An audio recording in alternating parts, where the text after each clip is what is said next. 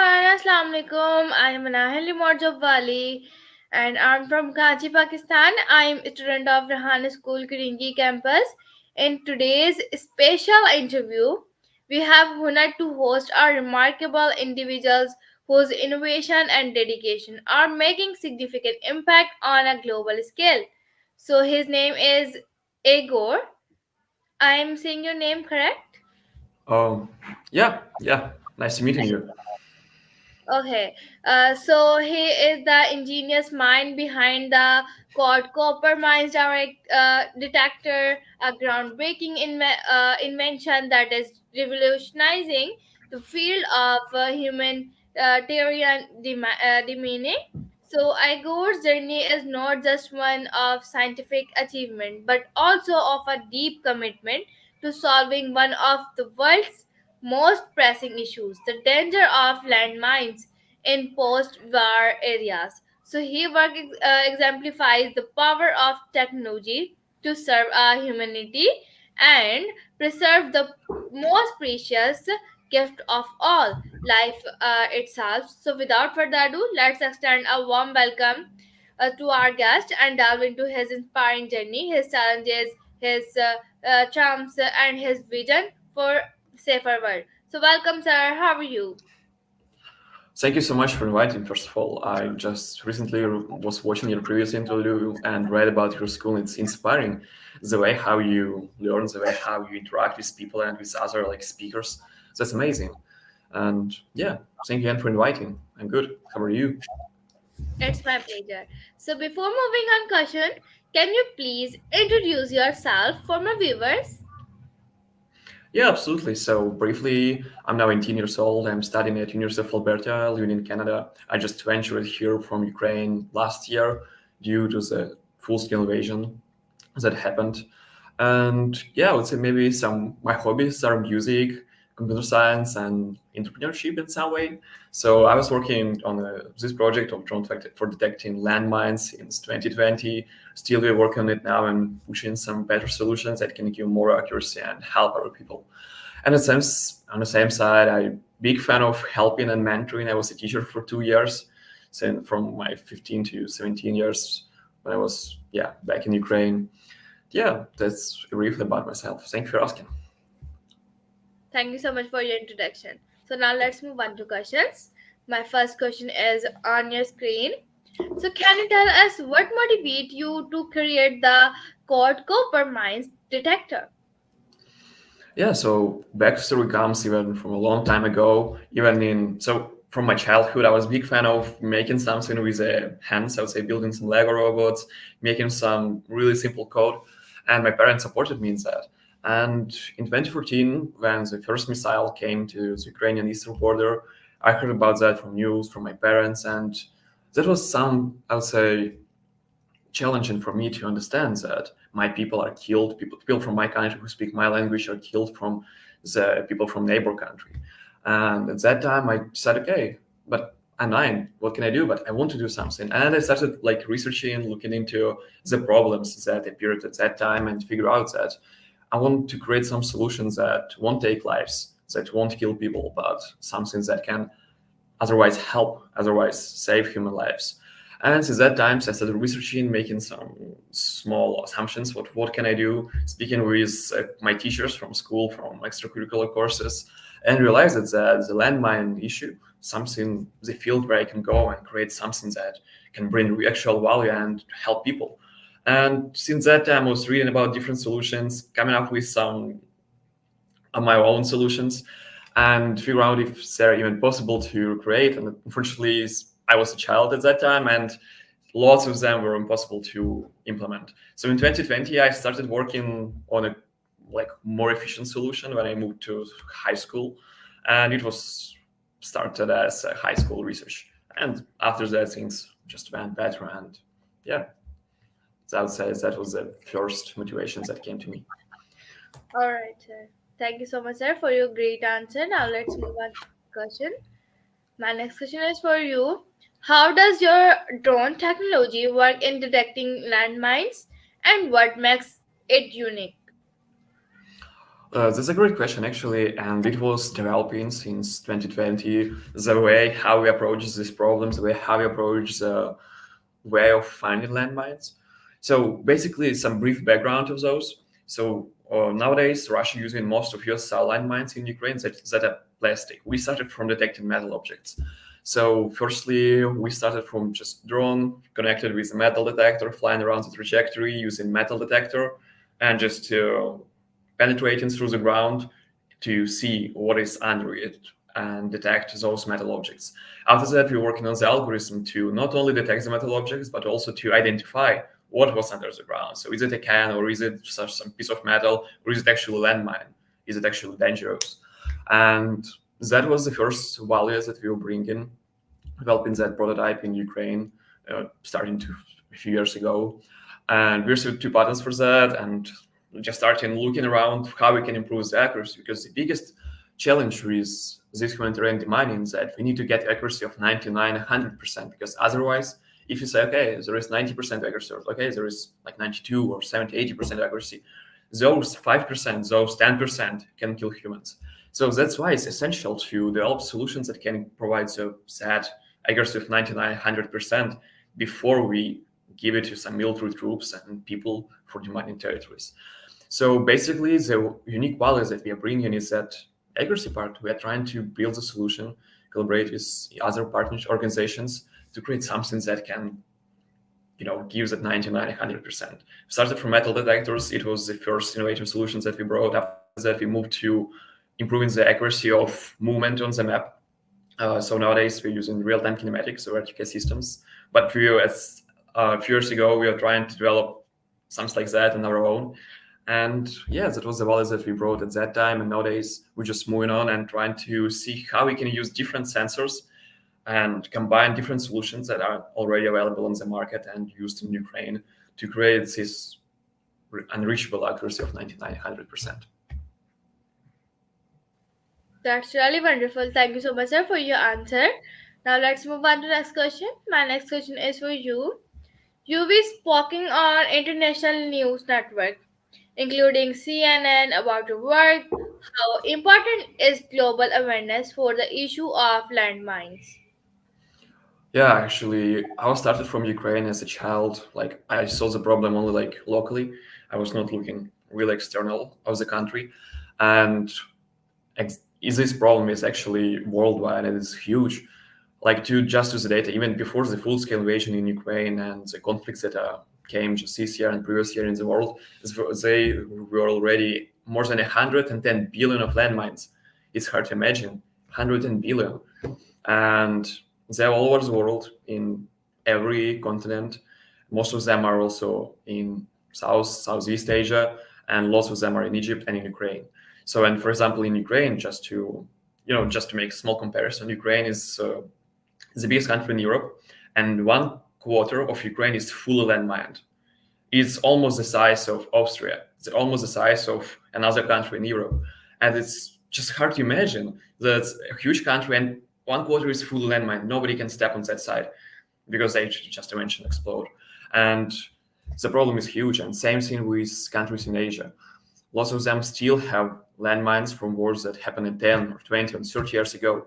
And the biggest problem of landmines, not the amount even, the biggest problem is that it's really hard and slow to detect them, really hard and slow to undermine territories and say for sure that, okay, here you go, you can walk on this territory, you can breathe safely and not be afraid of exploding. It's the hardest issue because usually the speed where military troops or people go up to attack them, it's really, really slow. It's less than a few meters per second. So yeah, and that's why it takes decades for demining territories in those post-war countries. So that's the biggest problem that we're trying to solve. We want to create not only accurate solution, but also solutions that can provide speed for demining. Because otherwise, if the demining for Ukraine would take 50, 60, 100 years from now. That's wonderful. Thank you so much, sir, for your answer. My next question is for you. Could you share some challenges you face while developing this technology and how you overcome them? Thank you for asking. That's actually also interesting question. The biggest challenge that was because nobody before us, or like almost nobody before us, tried to develop this solution or represented it as a publication. So we were starting almost from scratch and trying to come up with ideas and trying to even understand if it was even possible to combine drone metal detector and fly around and see actual landmines. So the biggest challenge at the beginning was to see if it's even possible. After that, another challenge, and it still is because with a drone you need to fly really low from the ground to see landmines, so metal detector can penetrate through the ground, so you can see exact actual patterns or like some signature of landmines. But with the vegetation nowadays in Ukraine, which is more than meter height, it's really hard to fly low ground, and it's really hard to get that data that can be understandable, that you can see with the human eyes that okay, here are a few anomalies, so maybe there are landmines. It's almost impossible to see those because you fly a meter height from the ground, which makes the data really hard, really corrupted, and really hard for analysis. So I would say that's the biggest challenge that we faced before, and that like all companies who are developing similar products are facing now, and we also.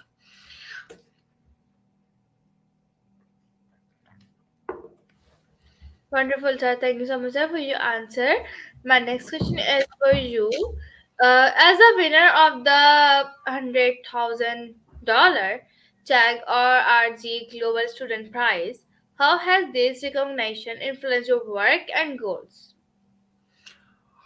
Thank you for asking. And I would say that the Global Student Prize Award is more about connections, more about community and the values that are brought from this community. So basically, the outreach to the media and speaking on the media, participating in Global Clinton Initiative, having a speech in that conference, gave me opportunity just to meet more people who are interested in helping Ukraine, who are interested in helping the world with the global land mining issue, connecting, getting more piece of advice from people around, from experts from the industry. And this media coverage helped to just develop the project faster, to have more valuable information from experts in the industry, so we can develop solutions that can actually work. We can invest our time, attention, and money to something that can be approved by the experts. And I would say another thing that the community that Check.org and Varki Foundation are building with this award is something fantastic. They had already 3 years of this competition. So every year they choose top 50 students. And now this community of group of 150 students, and the process is onboarding, so that giving more and more students to this fantastic communities all around the globe. So we can meet with each other, chat, make some conferences, make some events together, bring our audiences and increase the awareness and the impact that we can bring together to become a change makers. And yeah, I would say those are main values that I just saw after the winning of this competition and award. Yeah, community and connections. All right, Marshall. Awesome. Thank you so much, sir, for your answer. So my next question is for you.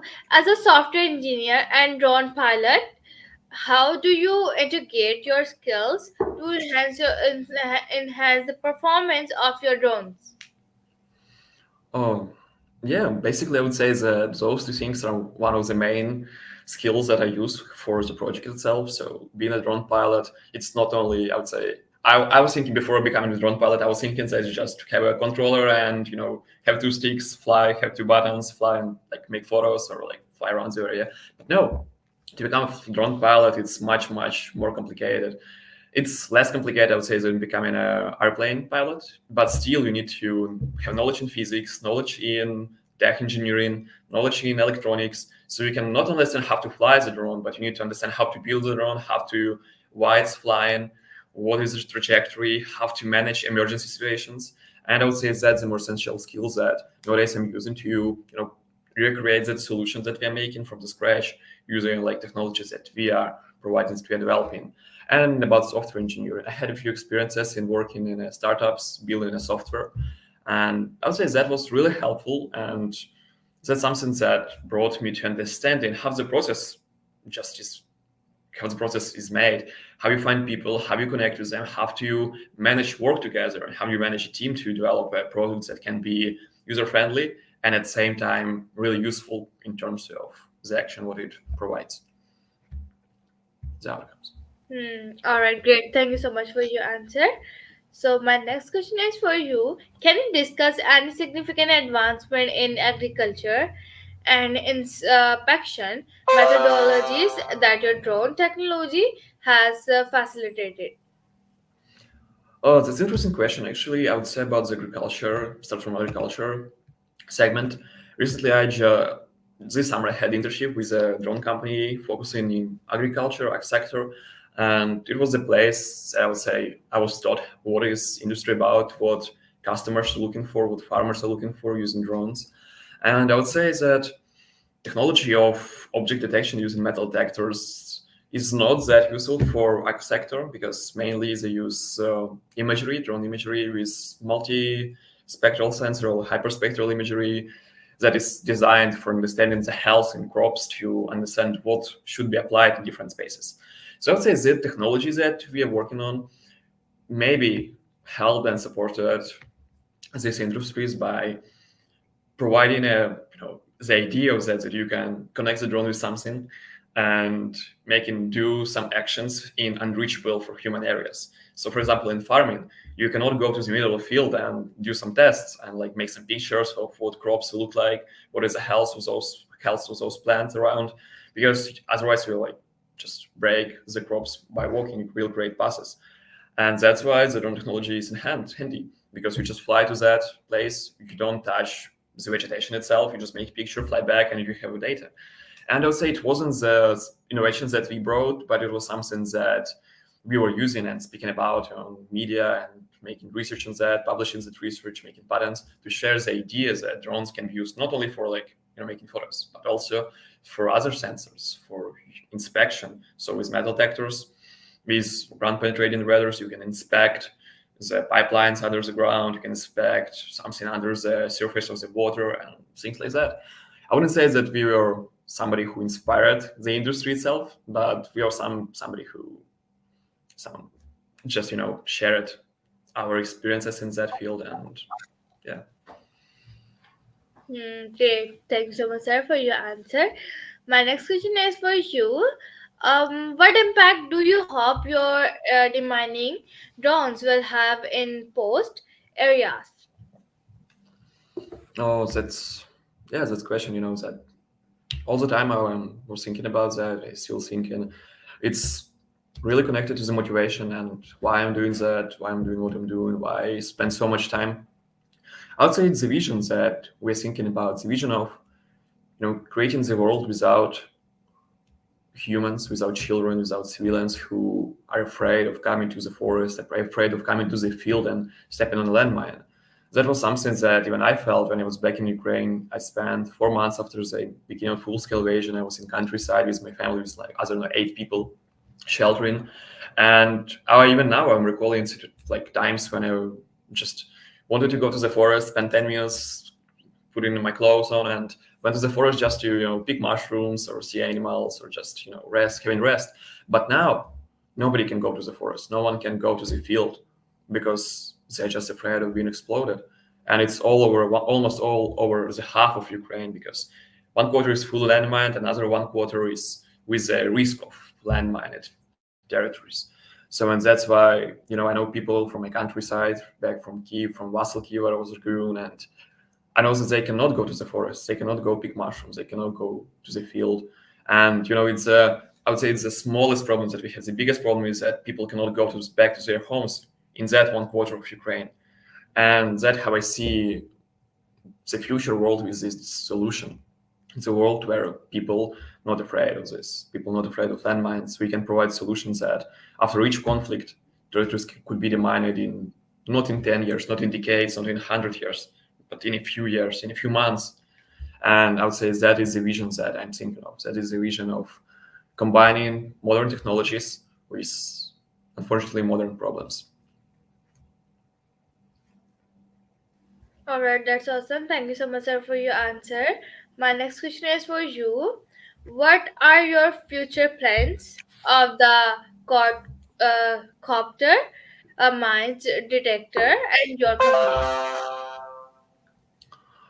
Um, Yes, thank you for asking. I think the biggest plans that we are working now is, as I told, improving the accuracy, improving giving the solutions that can say, okay, there is not 70% or like 80% of that we found landmine like everywhere, but we'll say 99, 100% wants to recreate solutions that will give unbelievable accuracy. And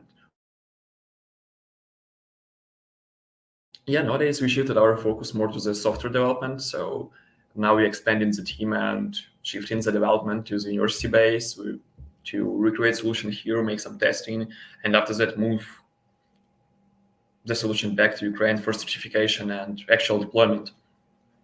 So yeah, I think that's the vision that I have and about what we're working on and what we are going to be in the future. Focusing more on the software and providing solutions that can be also used like in Ukraine and as well in countries worldwide. And I would say is that a plan for the next, from 3 to 10 years.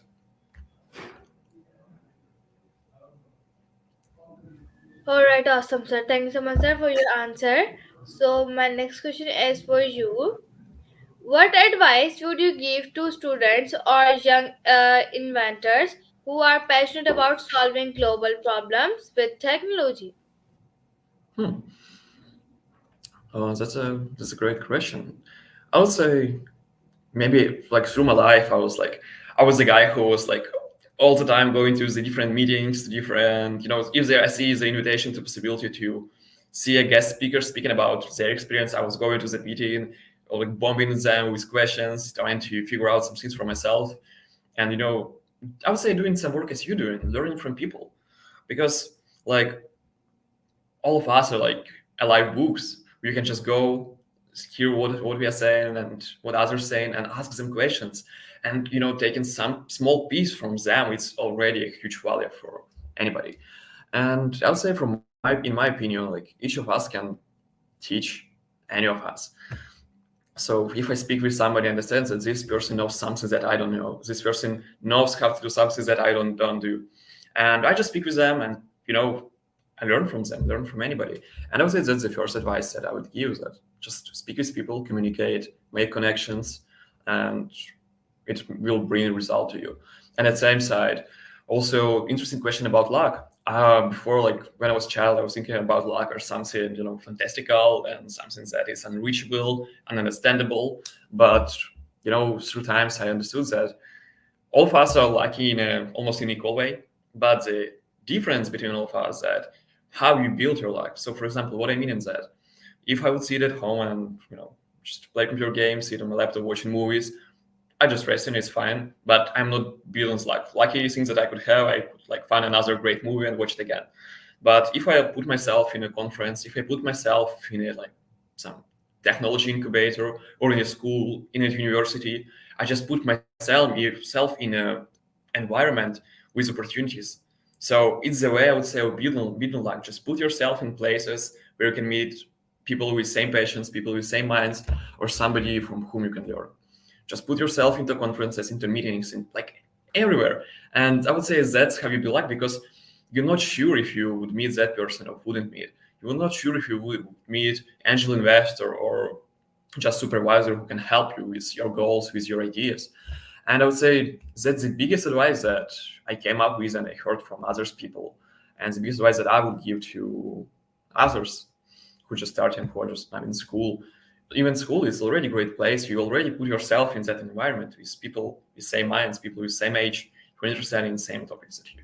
So yeah, I would say that the biggest piece of advice that I can give from my life.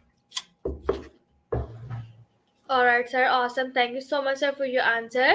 So, as we come to the end of our fascinating conversation with Mr. Igor, I'd like to take a moment to reflect on the incredible journey and achievements we explore today. Mr. Igor, innovation work in developing the quadcopter mines detector is not just a testament to his technical proofs, but also his deep commitment to humanitarian causes. So it's been a truly honor to have you with us. Your dedication to creating a safer world through technology is both inspiring and life changing. Your story is a powerful reminder of how one person's vision and determination can make a significant impact on global challenges. So, to our audience, we hope this interview has enlightened and inspired you to think about the role of technology in addressing critical issues like landmine detection and safety in post war areas. So, thank you so much, sir, for sharing your insights, experiences, and hopes with us. We wish you all the best in your continued endeavors to make the world a safer place. Thank you. Yes, thank you so much for inviting. It was a pleasure for me to speak to you and the audience today and share all these ideas. And yeah, I'm just glad that we met. It's Thank you. thank you. Bye. Have a wonderful day ahead.